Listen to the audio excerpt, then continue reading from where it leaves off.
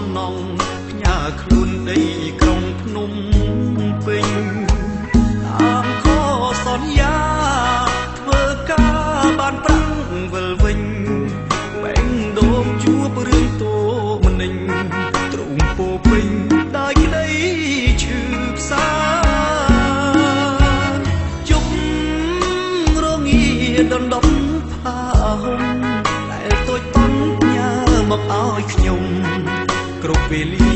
ពេលនឹងដល់មុំនុងសោរីគ្រប់ទីភូមិឋានសុខុមការងារលំបាកស៊ូទ្រាំ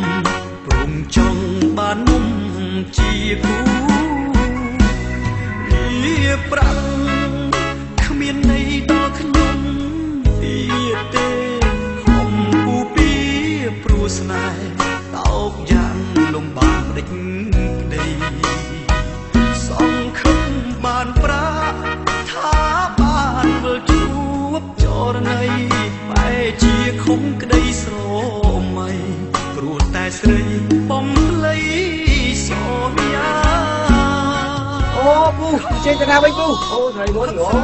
បាយមួយទៅមកបាទពូពូជួយយកនំប៉័ងទៅផ្សារទៅពូនេះបាទទៅគួយបាទពូចង់ប្រាប់រឿងមួយបាទអានេះពីនឹងពូទៅដល់ណាគួយបែងដងមួយនេះត្រូវឆេញខ្លាយជាហេតុផលមិនគួរចិត្តអូនយំខ្នងហ៊ានក្បត់ចិត្តបង